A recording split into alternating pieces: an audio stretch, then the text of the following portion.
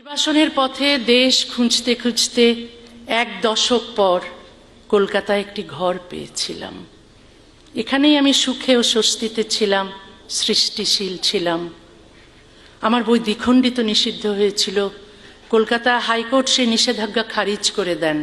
তবু 2007 সালের 22শে নভেম্বর পশ্চিমবঙ্গ সরকার আমাকে কলকাতা ছাড়তে বাধ্য করেছিল। আমি কোনো অপরাধ করিনি, কোনো আদালত আমাকে নির্বাসনের সাজা দেয়নি। তবু মৌলবাদীদের হুমকির মূল্য দিতে হলো আমাকে।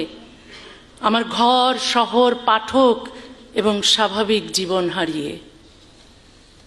আমি তো আমার দেশেও কোনো অপরাধ করিনি। তারপরও আমার দেশ বাংলাদেশ আমাকে শাস্তি দিয়েছিল। 32 বছর আগে আমাকে নির্বাসন দিয়েছিল। 32 কি দোষ আমার ছিল? আমি কি কাউকে হত্যা করেছিলাম? কারো ঘর পুড়িয়েছিলাম? কলকাতা, এত বছর আমি তোমাকে প্রশ্ন করেছি, আমি তোমার কি ক্ষতি করেছিলাম? কেন আমাকে চলে যেতে হয়েছিল? আজ তোমার কাছে কোনো উত্তর চাইতে আসিনি। আজ শুধু বলতে এসেছি, আমি ফিরে এসেছি। চলে যাওয়া আর ফিরে আসার মাঝখানের 19 বছর কেউ আমাকে ফিরিয়ে দিতে পারবে না। আজকের এই দরজা খোলা প্রমাণ করে অন্যায় দীর্ঘস্থায়ী হতে পারে, চিরস্থায়ী নয়। আমার কলকাতায় ফেরা শুধু আমার ব্যক্তিগত আনন্দ নয়, এটি নির্বাসন ও নিষেধাজ্ঞার বিরুদ্ধে বাক স্বাধীনতা, মুক্ত চিন্তা এবং মানুষের ভালোবাসার একটি জয়।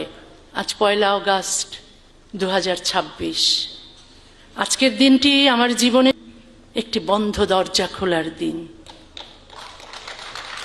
ইতিহাস যেমন মনে রাখে কারা দরজা বন্ধ করেছিল, ইতিহাস তেমনি মনে রাখে কারা দরজা খুলেছিল। অগাস্ট আমার জন্মের মাস, অগাস্ট আমার নির্বাসনের মাস। আজ থেকে অগাস্ট আমার প্রত্যাবর্তনের মাসও। 1994 সালের 8ই আগস্ট আমাকে বাংলাদেশ ছাড়তে বাধ্য করেছিল তখনকার সরকার।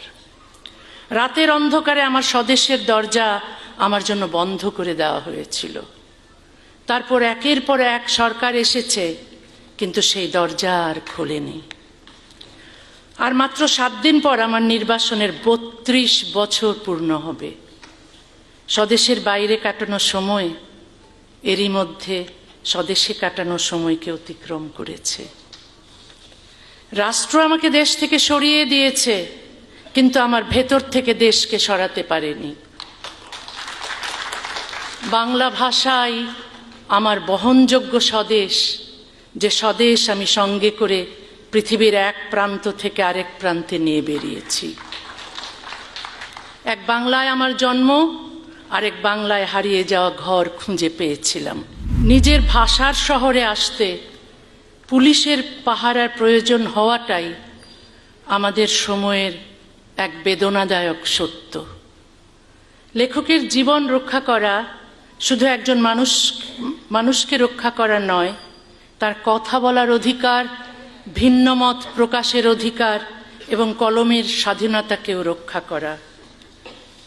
আমি এমন একটা দিনের স্বপ্ন দেখি যেদিন কোনো লেখককে তার লেখার জন্য পুলিশের পাহারায় চলতে হবে না, কোনো মুক্ত চিন্তককে সত্য উচ্চারণের অপরাধে দেশ ত্যাগ করতে হবে না। আমার নিরাপত্তার দায়িত্ব নেওয়ার জন্য মাননীয় মুখ্যমন্ত্রী ও পশ্চিমবঙ্গ সরকারের প্রতি আমি আন্তরিকভাবে আবারও কৃতজ্ঞ। কৃতজ্ঞতা আনুগত্যের চুক্তি নয়, কৃতজ্ঞতার বিনিময়ে আমি আমার স্বাধীন চিন্তাকে বন্ধক দিই না। আবার মতভিন্নতাও আমাকে অকৃতজ্ঞ করে না। কোনো ভালো কাজের স্বীকৃতি দিতে দলীয় আনুগত্যের প্রয়োজন নেই। এবারে আসবেন সুরক্ষিত পশ্চিমবঙ্গে আপনাকে নিরাপত্তা দেওয়ার দায়িত্ব রাজ্যের মুখ্যমন্ত্রী তথা পুলিশ মন্ত্রী শুভেন্দু অধিকারীর। শুধু মুখের পরিবর্তন হয়নি, ব্যবস্থারও পরিবর্তন হয়েছে।